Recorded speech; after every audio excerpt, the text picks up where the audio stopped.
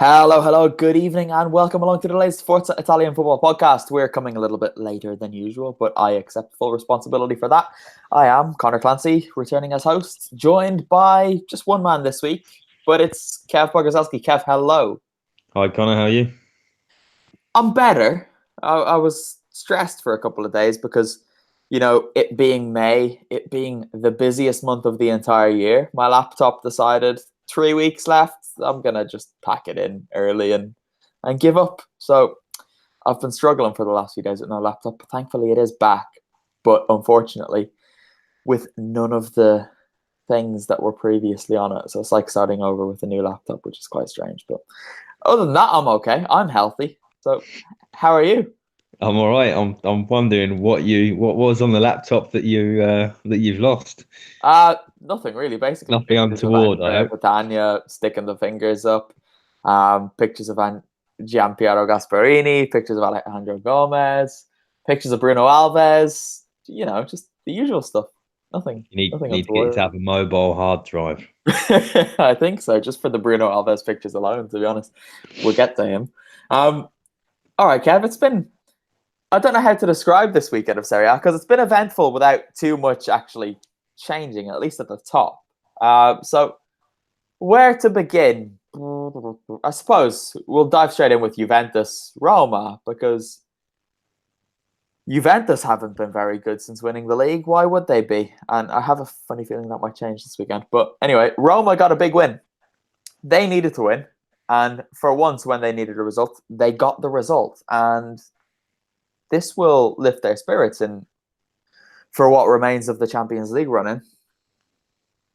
Yeah, because it looked like for a moment that they weren't going to get that result as well. Florenzi scored on about 70 minutes with 20 to go, and even though Juve weren't really going at full speed, you just thought Roma were going to do like they've done for the last few weeks. But when you bear in mind that they won as well last weekend, which I didn't in my if you like end of season predictions when I was trying to work out who was going to get that last Champions League place, they've sort of surprised me, I suppose, and just ground out those 6 points. I'm just saying that, Kev.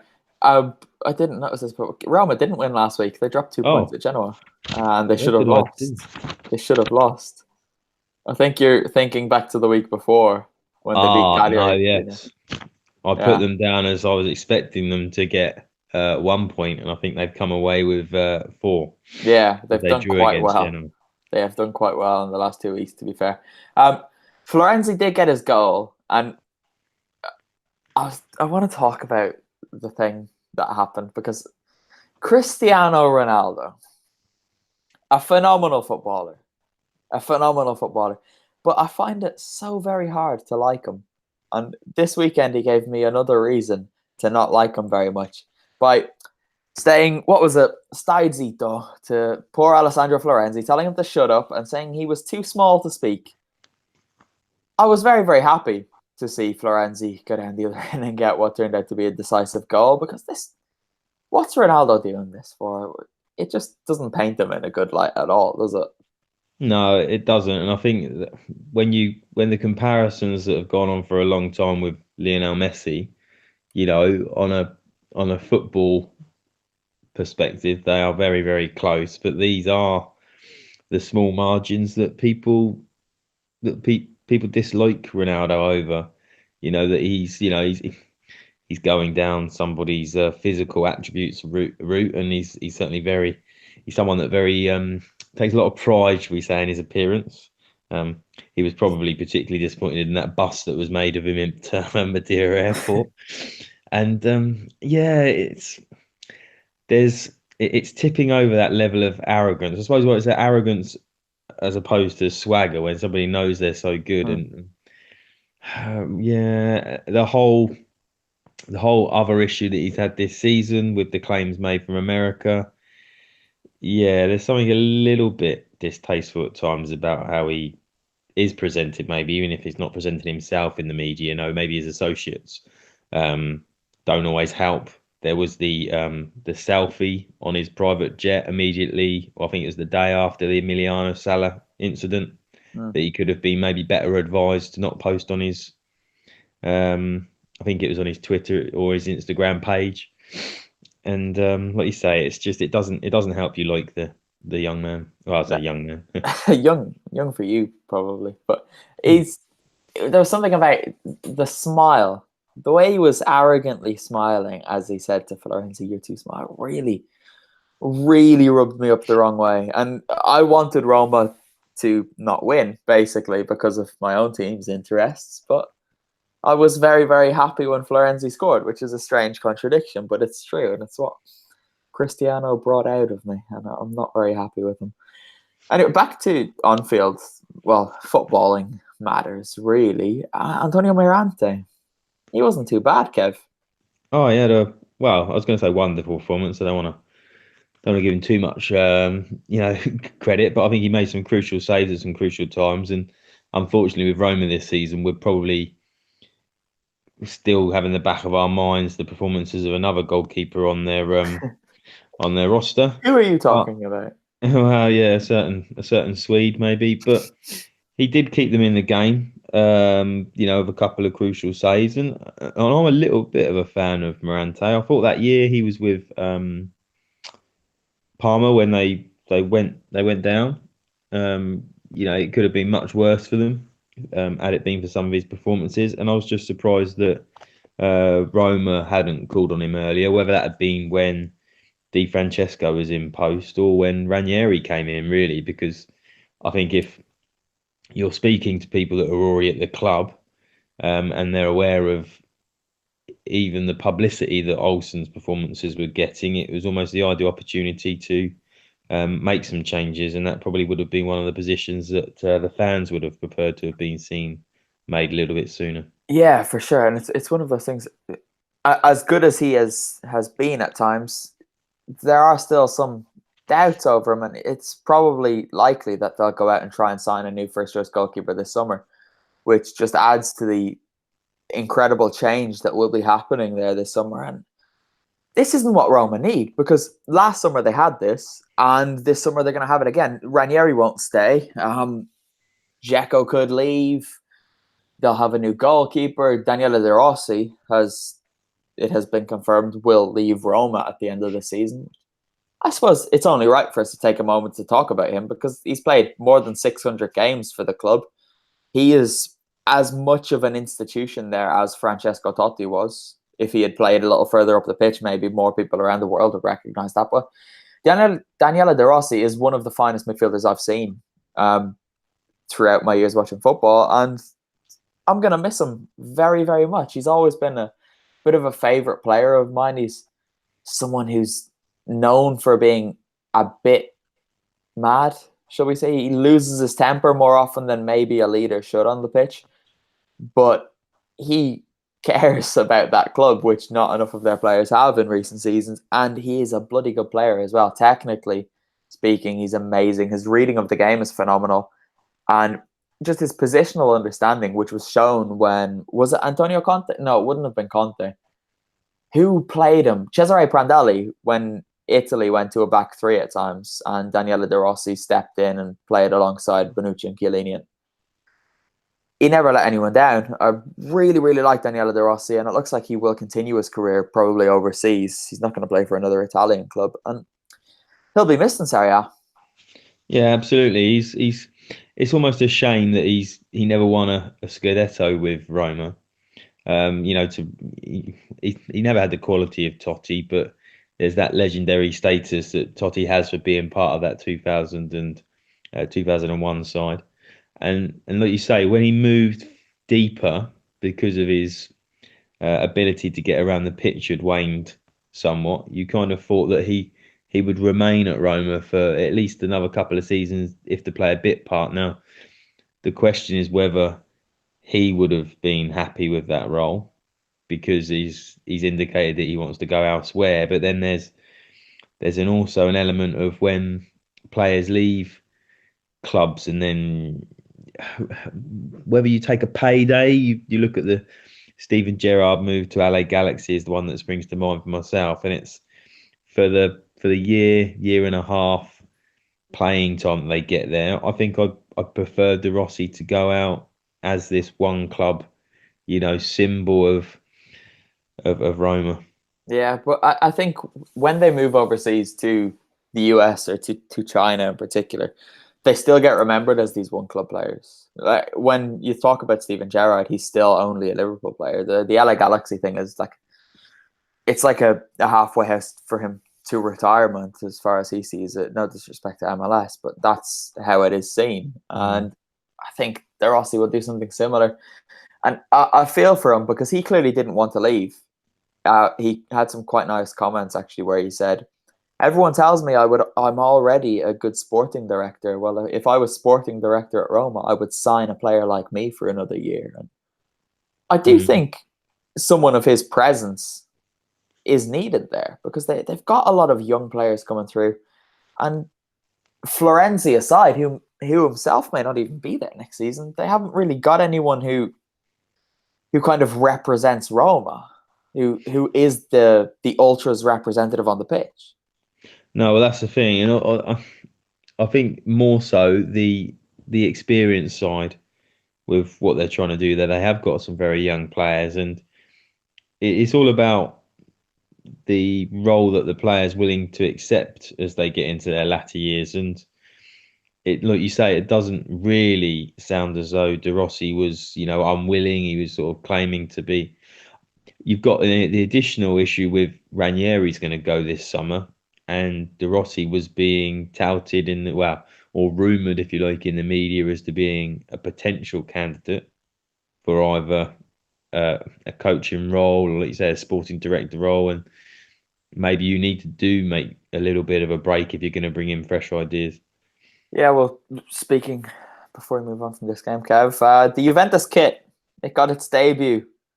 It's horrid. It is awful. And I kind of, this is less so focusing on the half and half, moving away from the stripes. Although I did hear an interesting justification for that, which was they got so many shirt sales off of Ronaldo signing last year that they almost didn't think they'd get that again. So Adidas were tasked with finding a design that was more fashionable for people to purchase, as they'd kind of all gone all out on the Ronaldo shirt sales element.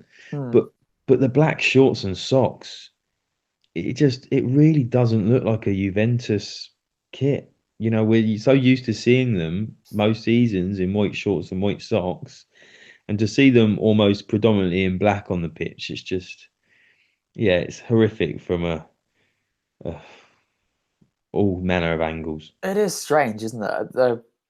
There's the theory that it's because the black and white stripes in the USA are associated with refereeing kits, and people didn't want to be walking around. It wouldn't surprise me. But fair enough. Okay, the new design, I suppose, I don't personally like it, but they change things every year, so maybe they're trying to keep things interesting. I don't understand the pink. I get the historical significance of pink with Juventus. It was their home shirt very, very early on. They've had it as an away shirt regularly. But the pink stripe that runs between the black and the white part of this kit just seems like it's out of place. I don't really get it at all. No, and I've just seen the new Paris Saint-Germain shirt as well, which has got only a passing reference to the red stripe that used to run down their shirt. And again, it all this just looks like another attempt to make a shirt more, significantly different from the years before, so they can make more sales. I've not seen the PSG kit, but they've played around with that red stripe a couple of times in recent seasons. Yeah, and I think it's for that reason, just that, because like lots of clubs that either play in a solid colour, say your Manchester United, etc., Napoli. There's only so much you can do with it. So then these people that are trying to sort of increase those shirt sales are going to all manner of lengths to make it so different. Yeah, football isn't really football anymore. It's a whole host of other things. Anyway, Inter 2, Chievo 0. This was a big, much needed win for Inter. Although it probably should have been more than 2-0. I kept hope that Chievo would get a late goal throughout most of this, but it was really never going to be. And Inter killed it off late on with, I can't remember who scored the second goal late on, but Perisic. Perisic, that was who it was. But And they got the job done. that was his 7th chance. I only caught the highlights of this one, but it was the reference on the commentary that it was his 7th chance, and I thought, wow, you've needed 7 chances to score against Chievo. Big Sorrentino, he's hard to beat. Well, he wasn't in. Wasn't in. I'm trying to think who was in goal. Yeah, it wasn't Sorrentino, but again from the highlights, it wasn't that there was this great goalkeeping performance. A bit like when Atalanta's 47 shots were kept out against Empoli. They just, I suppose there's an element of you playing the bottom of the league. Politano actually looked quite lively, but Inter are just dragging themselves over the line, and with the rumours that Antonio Conte will only sign with Champions League football, you wonder where the incentive is for Spalletti to actually drag them over the line. It's quite a strange one, isn't it? Because even Conte going in at Juventus, there's something that's going to happen all next season if he does go. Conte going in at Inter, it just seems quite strange. I'm not completely sold on it, and I can't really put my finger on as to why. I suppose maybe if he goes in there, what he brings isn't too different to what Spalletti already has in place. Maybe just a little bit more aggression. But yeah, the style of play isn't going to change all that dramatically. No, and I can't really remember much of a rebuilding job of Conte at Juventus, if you like. Whereas he left and Allegri had significant work to do. And then I can briefly recall that Chelsea were in a bit of a mess when Conte took over there. And obviously in his first season, he really did transform at least the determination of the players. He sparked them into life. But then you'd argue that there was significantly more quality there than what Inter definitely had. But it was a Chelsea team that had won the league, and they just downed tools. But in terms of the ability being there, it was there. This Inter team, I'm not quite sure as much of it is, and especially with Mauro Icardi probably on his way out. You couldn't see Conte managing Mauro Icardi next year. You could expect it to be a clash of personalities there. He would kill him, and I mean that quite literally as well. You wouldn't be surprised if he actually strangled him, because he just wouldn't accept any of that nonsense. Do you remember when he took over at Juve after they finished 7th in consecutive seasons, and he walked into the dressing room and just laid into every single one of them, many of whom he had played with, and then Gigi Buffon did something that he didn't like, and Conte ate the head off him as well. He wouldn't take any of it, and this is why I think the Inter move will be quite strange.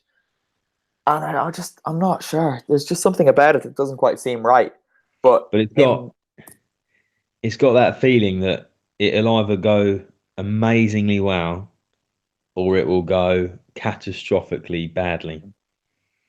For sure. That the whole thing would explode around January, February, with them struggling to make the Champions League places, or they will be 6 points ahead of Juve going into the new year. It's I don't know. It has that feel that there's no middle ground there if Conte takes over. No, you wouldn't be surprised if he took over and they went and won the league, but you equally wouldn't be surprised if he went in there, Icardi stayed, and the whole thing was them sitting in mid-table in February or March, whatever. But which is probably more likely.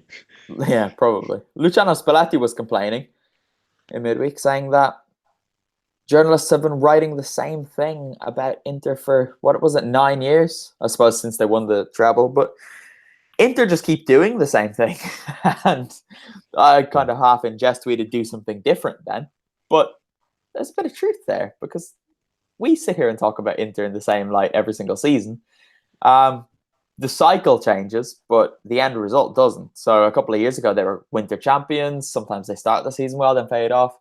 Others, they come strong at the end. But the end result is always little more than mediocrity. Yeah, I suppose when they did achieved that treble back in 2010, it was on the back of significant investment, getting a manager that was at the top of his game. When can we last say that about Inter? They've almost, I wouldn't say they've necessarily made budget signings, but they've sometimes tried to be too clever with picking players up or strengthening the wrong areas.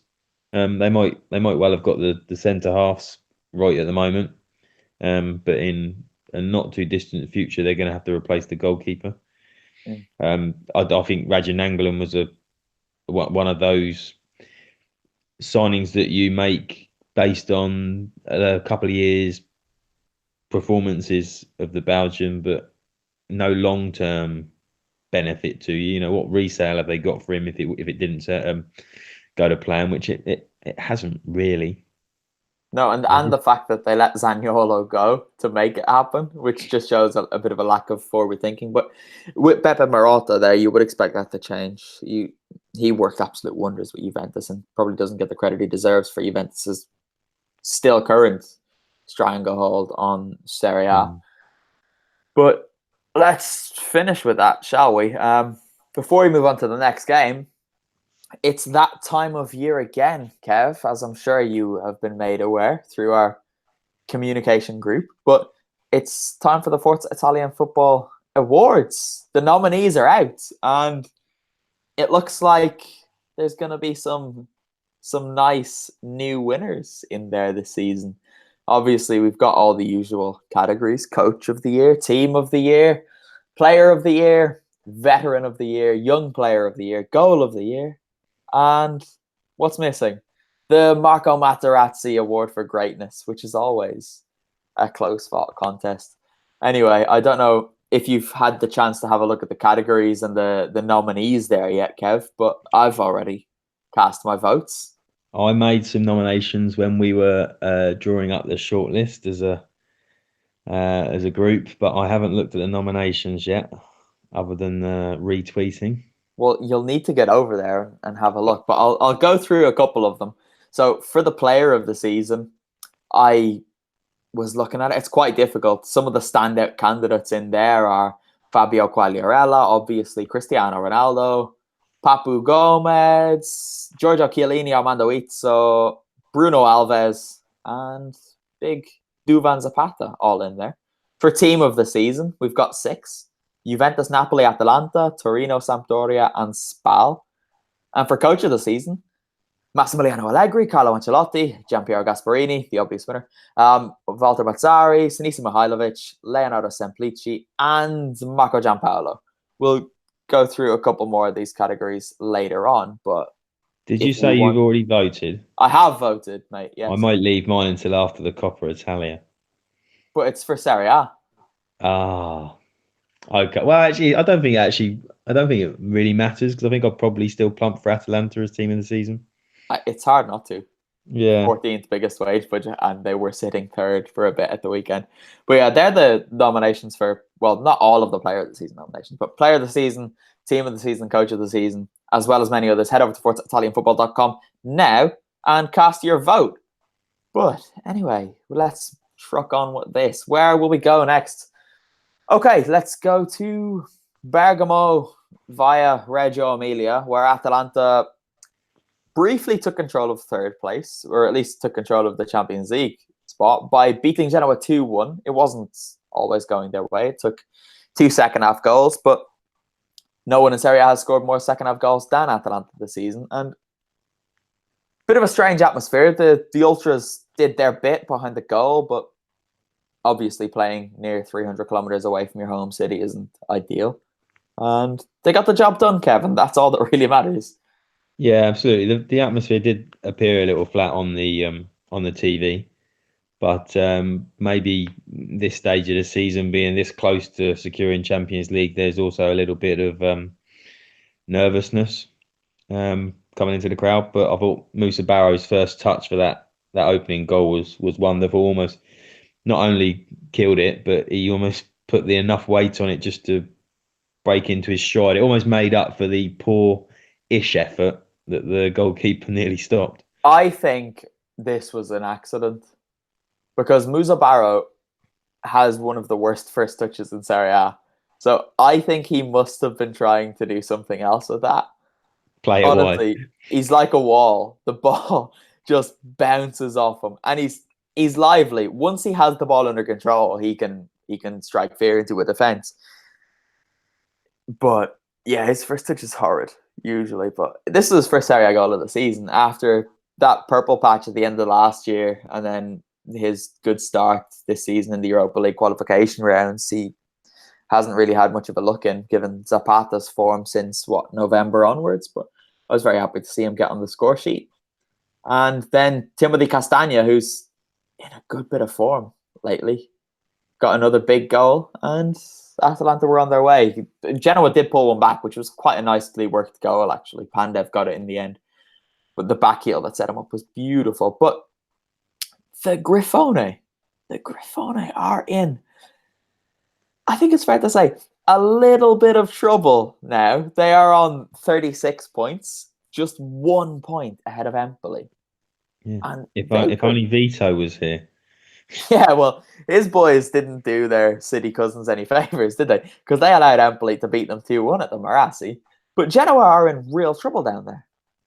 They are, and I don't know. For weeks we've probably not even been worried, acknowledging the free fall, because they've kind of either ground out a draw or they've lost but gone. But when they lost at Bologna, that should have been it. But they've won twice since, and you don't expect relegated teams to win 2 of their final 4 games, and it's exactly what they've done. They were lucky to play Fiorentina, who haven't won in about 12 years, and then they came up against a Sampdoria team who were on the beach and maybe not opposed to the idea of putting Genoa under a bit of trouble. So I don't know. Empoli are kind of storming up, and I thought they were gone after that Bologna game, but I think momentum always plays a big part. But what you've got to say is Empoli's next 2 games, Torino and Inter, who are both going for Champions League football. So you wouldn't be surprised if Empoli didn't pick up another point between now and the end of the season. Personally, I hope they pick up 6 points between now and the end of the season. But the more I look at that last game of the season between Empoli and Inter, it looks like it's going to have a massive say in the Champions League and the relegation battle.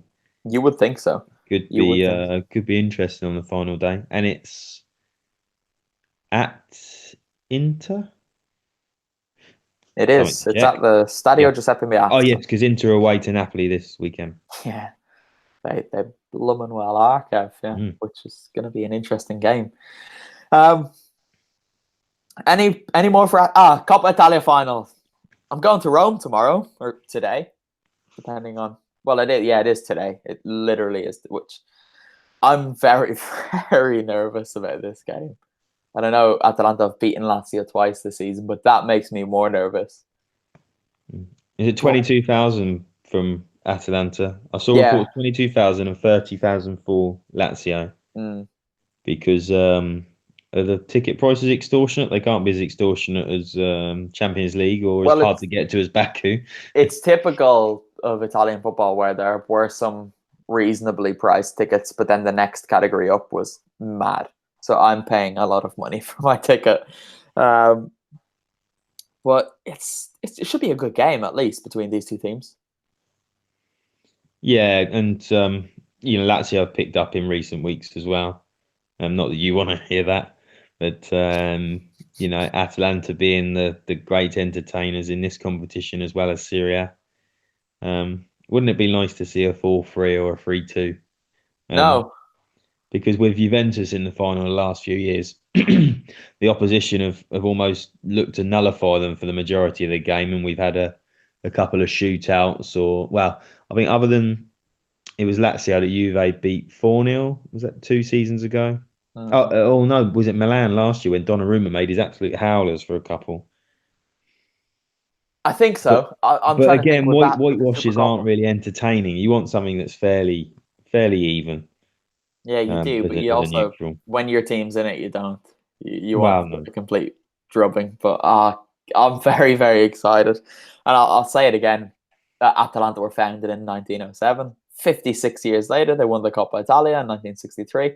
56 years later, 2019. So it's in the stars, Kev, which means they're absolutely not going to win it. But we won't spend too long talking about it, because by the time most people listen to this, I will be crying one way or another. But hopefully it's tears of happiness. Anyway, back to the FIF Awards 2019. We've got the Goal of the Season category, which head over to the website and you can watch each of the 5 finalists for this. Fabio Quagliarella's incredible backyard goal in, I think, September, very, very early in the season. I hadn't moved to Parma, for Sampdoria against Napoli. Gervinho for Parma against Cagliari. I was there. He ran the pitch. It was very good. Rolando Mandragora for Udinese against Genoa, which was ridiculous. Every time you see it, it gets a little bit better. Then we've got Luis Muriel for Fiorentina against Sampdoria. One of his 2 goals. I can't remember which one it is, but I was there, and both goals were amazing. And then Nicolo Zaniolo's goal for Roma against Sassuolo, where he put Andrea Consigli on his bum and then just dinked it over him beautifully. Do you remember these goals, Kev? Yeah, I'm sitting here now wondering if Quagliarella is going to win most of our awards. He's certainly a very strong candidate for Player of the Season, then Veteran of the season, and I think I would just about give his goal against Napoli. I suppose the only problem with it, depending on what criteria you're using to grade these things, is that it was very early in the season, but the sheer audacity of it. It was mad. And I don't know, the story around it as well. It was against Napoli. Yeah. His boyhood club, where it all went so wrong for him through no fault of his own. Quagliarella, if he wins everything this year, I'll be happy. He's refusing to celebrate because it is Napoli, but it made the goal, because it wasn't. If you're unaware of the link to Napoli and you're watching it from afar, you just think he's almost saying to the world, "That's how good I am." But Kev, he does this stuff all the time. Exactly. But it made it look like it was like that Cantona chip over a Sunderland goalkeeper, I think it was. And he just turns around and he just holds his arms out and goes, "Yeah, that's how good I am." And that's what that non-celebration made it look like. Quagliarella was doing that arrogant thing that we kind of almost slated Ronaldo for earlier. But it does lend something to the weight of how good that goal was. Yeah, absolutely. Just from a visual sort of perspective. I'd agree with that completely. Then the next category, we've got signing of the season. The categories: Christoph Piontek, you can take your pick of which clubs, because he's been good for both. Cristiano Ronaldo, Nicolo Zaniolo, Duvan Zapata, Gervinho, Fabian Ruiz, Bruno Alves, Francesco Acerbi, Luis Muriel, and Stefan de Vrij. I've given my vote to Big Bruno. Who gets yours? I think, although he's only been good, I would say, at Milan, Piontek's goals that he got at the start of the season could keep Genoa up, and for the fee that he was purchased for, and the unexpected success that he had coming into a new league as well, I think you give him some credit for that. For sure. And then the other side of that coin, there have been some signings that haven't quite gone to plan. I'm disappointed my Ali Adnan nomination didn't make the finalists, but the worst signing of the season nominations are Robin Olsen, Simone Verdi, Gonzalo Higuain, Javier Pastore, Marco Piazza, Rajan Angolan, David Ospina, Milan Badelj, Keita Balde, Sima Rosalco, Mattia Caldara. How's he got? That's a disgrace. And Federico Santander. I've voted for your best friend, and I'm sure Caldara's hardly paid. I know, but it's not his fault. He's been injured. Yeah, well, no, but I mean, so why there should have been a criteria. I agree, but our team of writers are obviously incompetent. So yeah, I must admit, I know you said you voted for Olsen, but when you announced Gonzalo Higuain, I had flashbacks of just how bad he was at Milan. At least Olsen stuck around for the season. I've got to be in my bonnet about this, because I don't think Higuain was anywhere near as bad at Milan as people say he was. For the first couple of months, he was very, very good, and he was driving them forward. And then he became the victim. and the fans just decided to hate him. I think the Mm. only time where it went really, really badly wrong was against Juventus. Other than that, I think Higuain is a victim of what he's always a victim to, which is people just take a disliking to him and decide to call him fat. And I don't think he was as bad as it was made out. I know he didn't score many, but No. look There at was, that. I suppose you always remember the, like any bad relationship, you remember the back end of it, and Yeah, he looked very disinterested towards the end of his time at Milan. this is true. This is true.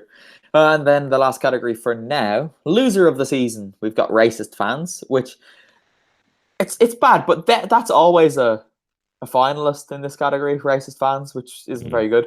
We've got Mauro Icardi and Wanda, Lega Serie A, FIGC, Chievo, Massimiliano Allegri in the Champions League, Enrico Preziosi, the Genoa president, or Big Pippo Inzaghi. I've reluctantly given my vote to Wanda and Mauro, even though I love their Instagram posts. But Kev, who do you think is the loser of the season? Oh, I think there's a good shout for Juventus, given the way they exited the Champions League. Mm. At that point they were out of the Coppa Italia, so they were only fighting on one front. I suppose the argument is obviously that it's a knockout competition, so as much as you try and focus on it, you are dependent on what happens over those 90 or 120 minutes. But they should have done better. I know Ajax played some phenomenal football and they knocked out Real Madrid, but yeah, they should have probably done a bit better. They should have. Anyway, back to the football. Someone who did do a bit better in the last 5 minutes of their game than in the previous 80 whatever were Torino. They beat Sassuolo 3-2, and they were 2-1 down with 88 minutes played. Andrea Belotti got 2. He missed a terrible penalty. He came very close with an overhead kick and then scored with an overhead kick. Simone Zaza scored. Torino can be fun. I remember my first game of the season this year was Torino-Roma, and one of the little sub-headlines I put in it was Torino can be fun. And they haven't proven it enough this season, but they bloody well proved it at the weekend. They were very, very good. Yeah, they were fun on Sunday morning, and it was a fun game, and it was surprising because the 12:30 kickoffs are not always the most entertaining. Everybody looks like they would have preferred an extra hour or two in bed. Belotti's first half penalty, I think because it's in the first half, it's fairly early. He's just gone for sheer power. I think we would have been criticising more if he hadn't then done a wonderful bicycle kick to win the game. I still don't know if they're going to quite catch up and push for the Champions League, but I think they've got a really good shout for European qualification. This is it, but with Torino and even with Atalanta, the Champions League is never an expectation. If they get the Champions League, that's ridiculous. If they get Europa League, that's incredible. That either of those teams playing in the Europa League is an amazing, amazing achievement. But Torino, as it stands, they're in 7th place, which will become a Europa League place if Atalanta win the Coppa Italia. If not, Lazio can finish 8th and get the place through the cup. So Torino need to hang on where they are and pray that Atalanta do the job tomorrow. But yeah, I think we spoke about Torino last week and the week before, so we won't go into them in too much depth this week. So I think we should just move on, Kev. I want to talk about Fiorentina 0, Milan 1, because this is one of the 2 games I was at this weekend. And Milan got the win. People were losing their minds a bit, saying that this is an amazing performance for Milan. Fiorentina are terrible, and Milan were good, but steady, because Fiorentina haven't won at home in 2019. They haven't scored in 4 games. They haven't won at all in 12. And they are outsiders for relegation. They're only 5 points off the drop. Fiorentina, Kev, they're an absolute disaster. Fiorentina are, and I think, like you say, Milan weren't that much better. Yeah, look, it was fairly even at times. I saw somebody on Twitter suggesting that with a different coach, Fiorentina are, a top half side. I think ninth maybe, because they've got issues with scoring goals. If Chiesa's not doing it, there's few others that are in any form. Muriel is starting to do what he usually does. I think the contribution from him is starting to wane a little. Um, and if Simeone doesn't get his act together, as Simone even, um, where do they go next year? Because the other sides, if the likes of Torino can keep that squad together and keep playing with that same energy, and you've got Bologna under Mihajlovic that are improving, what are Fiorentina fans expecting next season?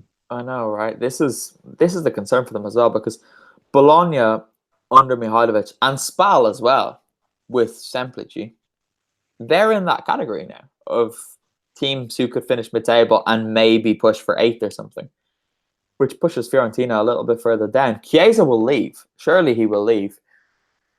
Simeone, you could see him going somewhere else and doing very, very well. There's been links with him and Atalanta this week, and you could see him going and playing under Gasparini and scoring 15 goals in Serie A next year. Luis Muriel looks like he's going to stay. Fiorentina will exercise the purchase option in his agreement with Sevilla. But beyond that, there's nothing there. Cristiano Baraghi could get a move if he wanted to, you'd imagine. And it's not a good time for them. It's really not. And you've got to feel for them. Oh, excuse me. I'm very, very tired right now. But Milan, they got their win. They're still in the conversation. For me, Kev, they're still favourites to get the Champions League places, just because Atalanta have Juventus and Milan have two very, very winnable games and the head-to-head advantage over Atalanta. So I could see Atalanta picking up 3 points, Milan picking up 6, and Milan just about getting in there ahead of them. So I don't see them beating SPAL on the last day. SPAL have nothing left to play for. Yeah, I don't. Yeah, but I don't know. I also see Atalanta getting something at Juve. I don't know. I don't think I'd make them. I don't know if I'd make them favourites. I think depending on the Coppa Italia result as well, Lazio could either get a boost or be so driven after, say they lose it, to push Milan tight. It's all quite interesting out there, but I don't know. I think it's just all a little too little, too late, and the performances just worry me. It worries me actually if Milan were to get Champions League, because I honestly think that Atalanta would give a better account of themselves, because there's so much for someone to do at Milan. There's question marks over whether Gattuso stays. At least there's an identity there at Atalanta under Gasparini. If Gattuso stays, he shouldn't. What happens? It's just going to be more of the same. But if he goes, what do they do? Who comes in? It's And like I said earlier about Piontek's season at Milan being good, that's all it's been. And considering he was the great white hope, we had the issue over the cursed number 9, so they gave him 19. He started very well, but when Milan need goals to see off games, he's not been doing it of late. And there's the obvious argument there about the creativity behind him, but he was talked in the same breath as Shevchenko. That sort of But was he player. ever really spoken in that Wow. same breath? I mean, Well, other than Twitter. It's whether the fans want to believe it because things are so grim, but it still highlights that they've got to reinforce, and that he's probably at best going to be long term a backup striker unless they get someone. Higuain was the level of striker, if you like, or player. Let's say player that Milan need to look at if they're going to regularly challenge for the Champions League. Yeah, I'd agree with that. I do think there's trouble there, even if they get Champions League, which them getting Champions League might actually turn out to be a bit of a bad thing, because they might think, okay, we're not as bad as people said we are, and they won't spend the money that they need to spend to become a Champions League level club. You could see them getting the Champions League and getting absolutely embarrassed next season. But I think there might have been an element of that with Roma this year, getting to the semis as well last year. I mean, there was a part they obviously had a bit of a recruitment drive this summer with Monchi, but they almost had not a scattergun approach, but there were small players in lots of positions they purchased rather than we've spoken tonight about De Rossi leaving. Replace that role, replace someone with the experience, the knowledge of maybe the league, Champions League, and also they lost Nangolan. They kind of built a squad of inexperienced players for all those positions, but never really strengthened the spine of the team. yeah, They lost Allison as well. And I think it's because they kind of thought Di Francesco was going to do exactly what he did last year. I think Roma getting to the Champions League really did kind of tar over a lot last year, because Roma were quite poor for most of last season. And that Barcelona game kind of overshadows everything. Yeah, I think there was some astonishing stats as to points that Alisson's saves had made them as well. Yeah, but anyway, let's move on again. Let's dip back into the FAF Awards. The Veteran Player of the Season category. Have we done that? No, we haven't. No. There's some great names in this. Fabio Quagliarella, Sergio Pellissier, Andrea Barzagli, Goran Pandev, Big Bruno Alves, Rodrigo Palacio, Daniele De Rossi, Manuel Pasquale, Sergio Floccari, Stefano Sorrentino, Emiliano Moretti, and Dario Serna. That's quite a nice little category. I've given my vote to Quags. It was hard between him and Bruno, but Quags deserves it. If you're looking to get sentimental, I think the obvious choices are Pellissier, Barzagli, or Daniele De Rossi, given they'll all be out of there this season. But Kev, who do you think? I'd probably go Quagliarella, but it would probably be on the back of I might have a longer think about who I gave the player of the season to. Yeah. Because I think he's right up there. But Sampdoria have kind of punched about their weight, and he's just got the majority of the goals. I think we spoke last week about Atalanta being an outstanding team, but there's no one that's really shone out. Obviously, you argued for Gomez last week, but yeah, I'd probably give my veteran vote to Quagliarella. Okay, then the opposite end. We've got Young Player of the Season. They had to be 21 or younger at the beginning of the season. Empoli's James Junior Traore, Moise Kean, Nicolo Zaniolo, Gianluigi Donnarumma, Alban Lafont, Nicolo Barella, Riccardo Orsolini. How's he gotten in there? Ola Aina, Christian Kwame, Federico Chiesa, Ismail Benacer, Adam Unas, Alessandro Bastoni, Christian Romero, Lucas Paquetá, and Rodrigo Bentancur. I've given my vote to Nicolo Barella because I love him. I think he's an absolute joy. Crazy, hot-headed, but technically phenomenal, and the future of Italy's midfield. What are you reckoning for that? See, I thought the same. I think a lot of people will go for Moise Kean because of the publicity and sort of the level of what Juventus have been playing at. But Barella is a player that really excites me, makes me smile. I like that tigerish attitude that tips over the edge. And when we're talking about De Rossi again leaving Roma, Barella did say that Roma was his preferred option. I'm not dreaming that a few weeks ago.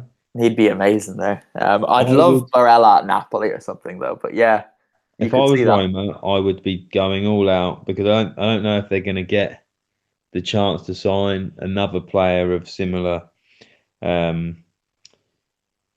age and potential. Yeah, well, he doesn't want to leave Italy. He wants to stay in Italy, and going from living in Sardinia to living in Milan or Turin is very, very different. Rome, it still has that little bit of chaos about it. I think he'd find the the adjustments a little bit easier, and he'd be a really, really important player straight away. I think Federico Chiesa is probably the favourite for that, which is one of the reasons I didn't vote for him, and Moise Kean, which I think is wrong, because as much as I like what Ken did in that spell, he had, 3 good weeks, a good month Yeah, this it was season. it was a very short period. Before and since it was very, very quiet. The next category is the Marco Materazzi Award for Greatness. There are 2 nominees. To see them, go to ForzaItalianFootball.com, because I'm not going to say them on here. Anyway, where are we now, Kev? We've got some more games to get through very, very quickly. Uh, we skip ah, Cagliari Lazio and just go straight down to the bottom. yes. Apart from, I would use this opportunity to say how ridiculous the non-punishment of the Cagliari fans were. There we go. Yeah, ridiculous, but not even a little bit surprising. No, Not, but I saw some interesting um, defense of Italian fans. I won't, I mean, I can probably remember who tweeted it, but I don't think they deserve any recognition, suggesting that it wasn't the Italian fans that were racist. It was that there was one person or multiple people in charge of the Figucci that were racist, and that allowed them to get this. And I thought that's a bit of a sad attempt at discounting what the actual Cagliari, fans did. so I understand that it's not everybody, and it I was a understand that they can't considerable be. bunch. Yeah, exactly. I think blaming they were effectively saying that if the league powers at the top are inherently racist, then people will still continue doing racist things because they know they can get away with it. But I think that's only a small argument here. I think it's that you've still got these people in a stadium and their fellow fans and things still need to call them out. You can't just say, it's one of those don't do as I do, do as I tell you. Uh, we're still a long way from that here, from people calling out others for racism. It's just so much more accepted. Like, the number of times you just hear things in passing, it's ridiculous. And the it's a societal problem, but football has to do its part to try and stamp it out of Mm. football. Football can't eliminate it from society, but football has to say it's not happening here, and it's pathetic. But look, we've got Yes, let's not end another show no. on that. Let's not do That- that. Look, we've made our thoughts on it known 100 times this season and throughout recent seasons, and no doubt we'll be sitting here next season having the same conversations because nothing's going to change. But yeah, so down to the bottom, Bologna beat Parma 4-1 in the derby of Emilia-Romagna, and all of a sudden, Emilia-Romagnan football has flipped on its head a little bit, because Bologna are the form team. Parma look like they could get relegated. They're just 3 points above the drop zone, and I'll tell you, everybody I speak to here is very, very worried because they don't know where the win is going to come from. And I can understand why, because they've won 2 games in 2019. Their last win was a 1-0 over Genoa on the 9th of March. And the Crociati are in serious trouble. I know they've got Fiorentina to come next, but then they play Roma on the last day away. And there are big problems. Yeah, they look a little clueless. And Vito last week said that Jovino was trying to do too much. But when I watch the games, it's almost as if he's the only person trying. There's often a reliance when you have a standout player, or which he was probably for the start of the season, that you look for him to give you that spark. And he certainly made that driving run and played the delicate little pass through for Inglesi to get their consolation goal against Bologna. Hmm. Well, But I think they could be very lucky by the amount of points they picked up at the start of the season. But they've almost rode this wave of coming up directly through the league structure after their troubles, and obviously the history around the club.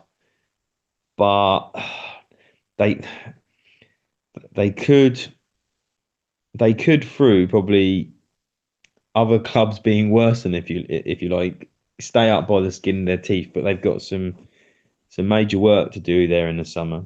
Yeah, they absolutely do. I think the best thing for Parma is Roberto Inglese coming back, because he's just about the only player on the team that Gervinho passes to. He doesn't seem to trust anyone else with the ball. And okay, No, and if he can put some performances in like he did, there was one that really impressed me against Juve earlier in the season. oh, that Um, was the first time I was at the Tardini this year, and he was yeah, amazing then. his hold up play. I think if you can do that out from Inglese and then get more players into into the box or in and around the box, they might actually grab themselves another couple of goals, particularly Well, if Fiorentina play as badly as they have done. this is it. Fiorentina are poor, and Kuchka will be back. They Kuchka, Gervinho, and Inglese as a trio getting involved going forward could be quite interesting. But they'll be without big Bruno Alves, Kev, because the little snake, the little rat, Riccardo Orsolini mugged him off. I'm not I happy about didn't. this. I saw your outrage on Twitter, and they didn't show enough replays of the challenge. But I just think it's the sheer stupidity to try and what does he think is going to result in trying to pull him up from the ground with But his that was shirt? just rage. That was just complete rage. But Given the situation. this is I understand age is no barrier for instant rage, but he's got this is where when we're talking about them being within touching distance of going down, you have to keep your cool. You are very important this side staying up, and you go and do something so stupid, so I suppose blatant in the modern era because that probably would have just been brushed aside after already being booked. But does this need to be a sending off? He's just grabbed his shirt, telling him to get up. If when I had this described to me before I saw it, and I thought, oh no, Bruno's like grabbed Orsolini by the neck or something. He just pulled his shirt. I No, he think this just did, needs a speaking to. but this is what I'm saying. It's God, we had Barabia getting sent off for pulling the shirt over his head when he didn't even take his shirt off. You got a Yeah. second booking for that. Um, and these players have been, this isn't a rule that's just come in this season. It's not that the referees have suddenly got less lenient over things like this. It happens all the time. You've got to show you because when you get to that stage in your career, you are being bought for your experience for those players around you, and you've got to keep your cool. It's a derby. I don't know. I can understand the points you're making if he completely lost his mind. I know you're still mourning the loss of the pictures of Alves from your laptop, but it was stupid. It it wasn't intelligent, but Okay, I don't isn't think that it. No, you it can. wasn't There's a lot of intelligent? middle ground between Okay, not intelligent and okay, stupid. But I don't know. I don't think ill-advised. ill-advised is exactly what I'm going for. Yeah, it was ill-advised, but it was a momentary reaction, and he didn't actually hit anyone. He pulled someone's shirt. Well, Hitton's a straight red. This was a second booking, wasn't it? Yeah, I think I'll go on to your side of the argument because, given what he saw happen last week with Juraj Kuchka, get booked, then get angry, and then get a second booking, he shouldn't have done it. I agree. For them to lose two important players in consecutive weeks through the same incident must be infuriating for Roberto De Versa, who had been doing quite a good job there this season. He still has done quite a good job there, to be fair. Oh, excuse me. To be fair, but no, Bruno can't do any wrong in my eyes. Sorry. What else have we got? Udinese got a win. Obviously, they played Frosinone. Yeah, absolutely. I mean, this alongside the Empoli game, there was sort of little to choose between the two. They just seem to get results which have plummeted Genoa into trouble. Akakas can be given some credit because he made the run for the opening goal, but his shot was awful. It took a deflection off the heel of the defender and effectively outwitted the goalkeeper. Frosinone, the ideal team to play when you were in free fall, which Udinese appeared to be. It looks so intriguing down at that bottom part of the table. Yeah, it is, isn't it? Because we've got Empoli in 18th on 35 points, Genoa on 36, Udinese 37, Parma 38, and then there's those three teams who won't get relegated: Bologna, Cagliari, and Fiorentina on 40. It's all to play for. It really is. And Empoli have the momentum now. They do, yeah. And again, I suppose when I was saying about Frosinone being an ideal team to play, Sampdoria have got little to focus on now, and were, like you said earlier, probably happy to plunge Genoa deeper into the mire. I just I don't know. I've been saying Empoli all season.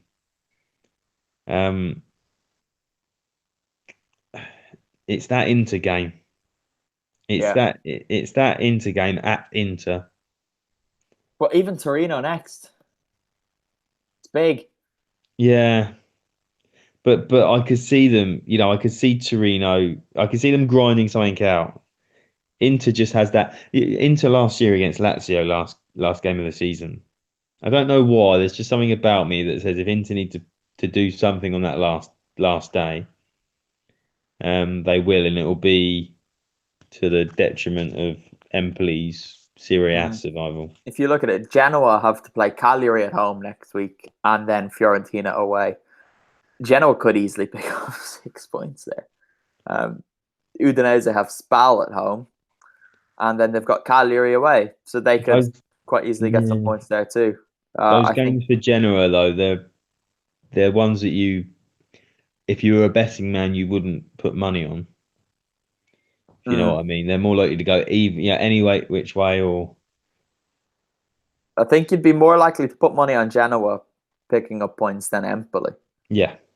Given they've got to, I think Empoli have just left themselves with too much to do. Because they've got two teams who could be in the Champions League next year to come, and which means they've played all the bad teams and they've not done enough. So yeah, I don't know. I think they're probably still in trouble. Quick points. Before we finish, Spal won, Napoli 2. This was fun, despite the weather being horrid. I had a lovely Saturday afternoon and evening in Florence. I had an even better Sunday morning and early afternoon in Florence. The weather was fantastic. Then I took a train, went through the mountains, came back out into Emilia-Romagna, and the weather was terrible. And it was bad in Ferrara. And Napoli and Spal played out what was quite an entertaining game, to be fair.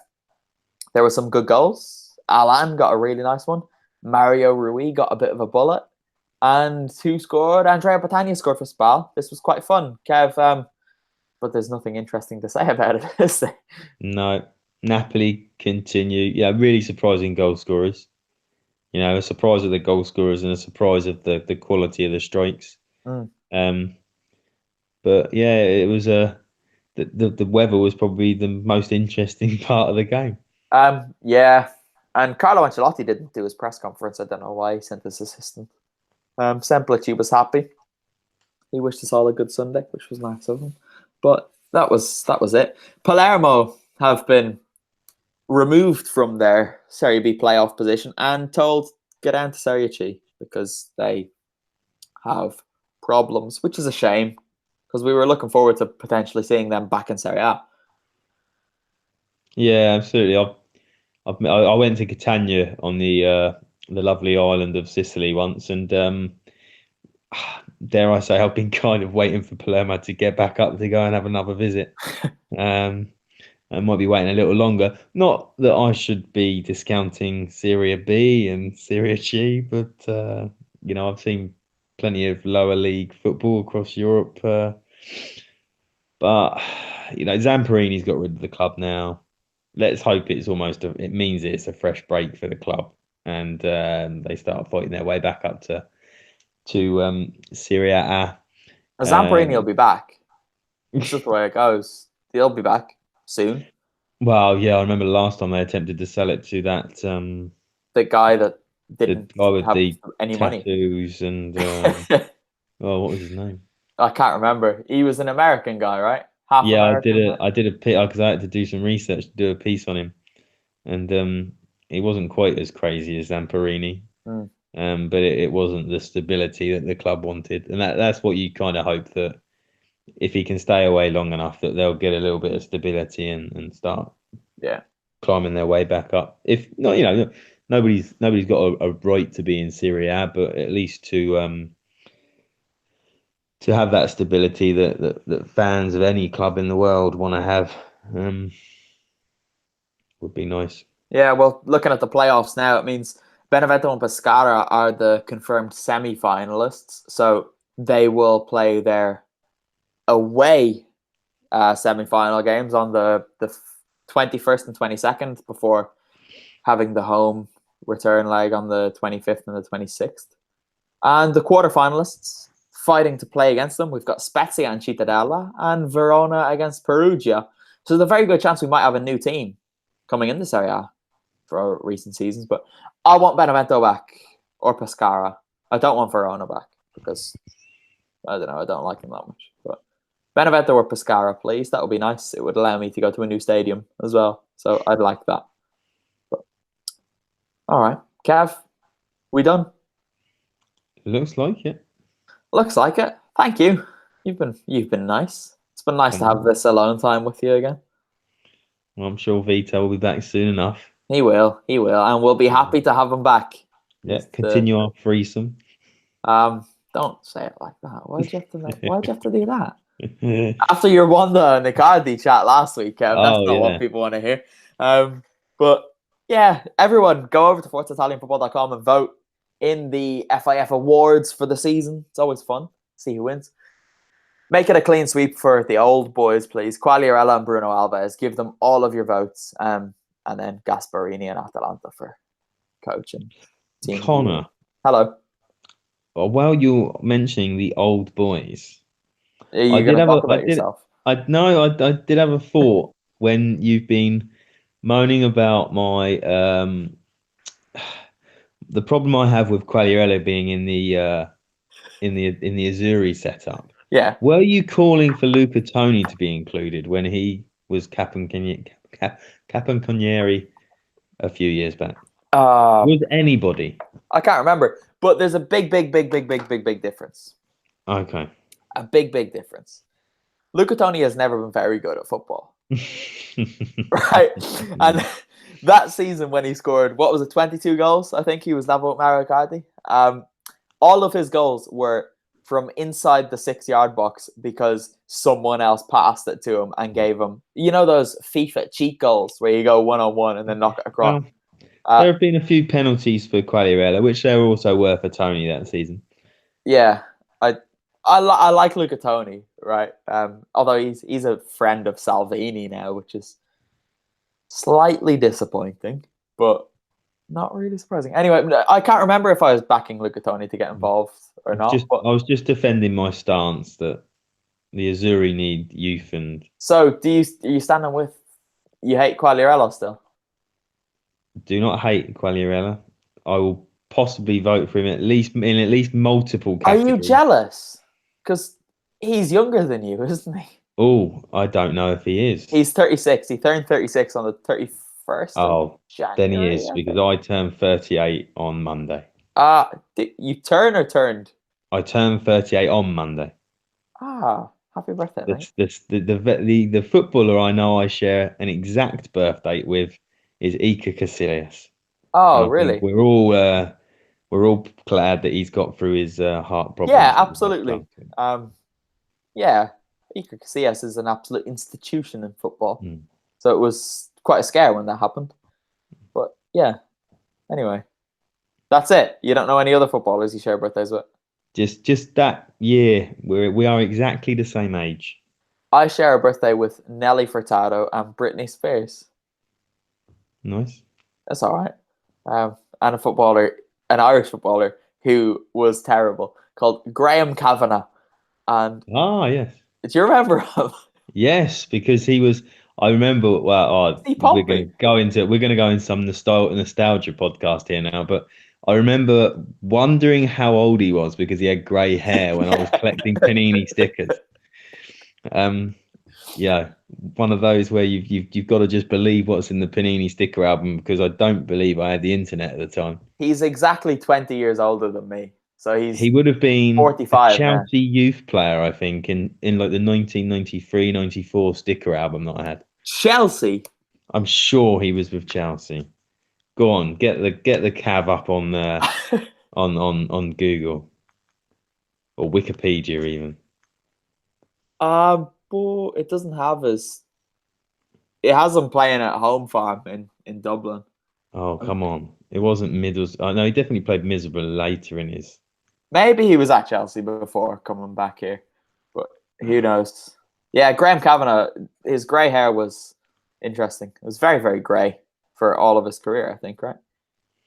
Yeah, well, yeah, certainly from what I can remember. I tell you what, my old age is getting to me, I think, Connor, because I think it's the Middlesbrough sticker I must have been thinking of. Yeah, but blue and red are very similar colours. Yeah. Okay. Okay. All right, that is us now. We It done. is, yeah. Let's get to it. I have Champions League final tickets to purchase in the morning. I've got a train to Rome to catch in the morning. I'll see you in Madrid, by the way. You will. Excellent. Lovely. I'll be with a Liverpool fan, so I might as well surround myself with some more. All right. Yeah, head over to ForzaItalianFootball.com for all of your Serie A match coverage, your whatever you want. FF awards. I'm too tired to do this. Thank you. Goodbye. Ciao, ciao.